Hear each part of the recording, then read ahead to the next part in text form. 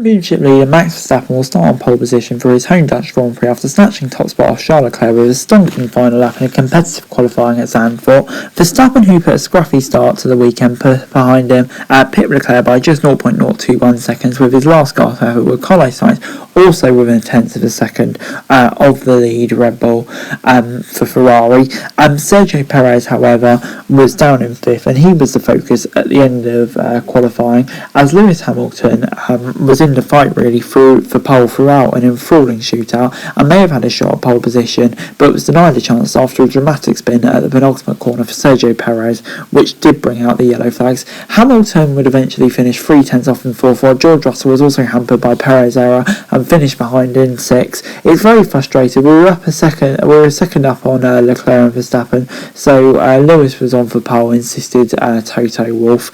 Verstappen, though, meanwhile, just said what an unbelievable effort his team had done, saying how special it was to take pole position in front of his home crowd, especially after yesterday he quoted as well. Well, a difficult day, but we really worked hard overnight and the whole team to turn it around. A sellout sea of orange are cheering on the world champion Verstappen on Saturday, and at one stage in qualifying it was a step too far as a flare was thrown onto track to cause a red flag, but Verstappen was right up against it to claim pole in the dying end of the session, with Leclerc claiming provisional pole with his first lap in Q3, following up with another improvement. Verstappen was down on his title rival at the start of his critical lap, but put in a blistering middle sector to help him to his fourth pole of the season, prompting wild scenes in the grandstand. Verstappen holds a 93 points lead and is hoping for his 10th win of the season. But moving on to some of the other stories, on a weekend when McLaren won a significant battle against Alpine off the track by securing Oscar Piastri of 2023, they also had it again with Lando Norris showing his star quality.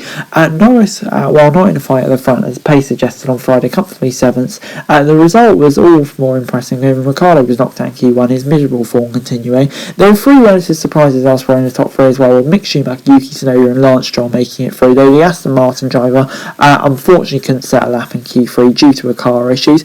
Both Alpines were surprisingly knocked out in Q2, with Fernando Alonso blaming Red Bull's Sergio Perez for getting in the way of his lap, while the second segment also played host to a bizarre sequence of events. Alex Albon was the only driver on the track at the start of Q2 when red flags were waved due to an orange flare being thrown from the stands onto the track, while a Williams driver also complained that the pigeons were disrupting him. The flare and the perpetrator were quickly removed, while an F1 marshal also chased away the pigeons. The shock exit from Q1, along with Ricciardo, was Sebastian Vettel's, the soon-to-be retiring Aston Martin legend, running off the gravel on his final effort. But moving on then to the fight for pole again, 5 drivers were tipped to be in the battle on Sunday, and even those final stages, those 5, Verstappen, Leclerc, Sainz, Hamilton and Russell all had a chance. But while the first 3 managed to complete their first laps without destruction, that wasn't the case for Mercedes driver after Perez's late spin. To be going through Q1 and Q2 and only being a 10th behind Red Bull was great, said Hamilton. It really gave me a lot of hope that I could fight for the front row, but obviously the yellow flag at the end was a bit of misfortune.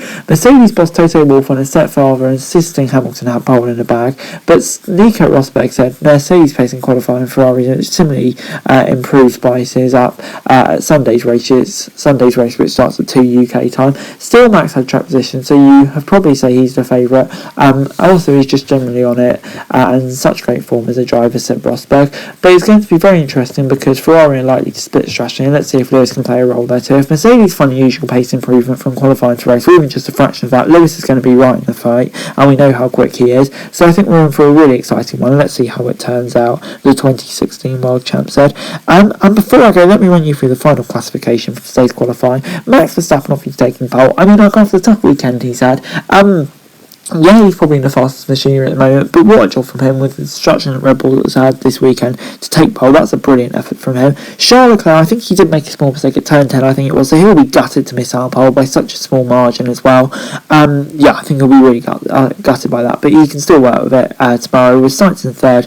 Yeah, Ferrari, I think just a slight bit off today, which is frustrating, but second and third isn't too bad, is it? Hamilton in fourth, I'm not sure I agree with Toto Wolff, and he said he would have got pole, but I definitely think he would have been right out there with the Leclerc and Sainz, because it didn't seem to be that way throughout qualifying, but yeah, it is what it is.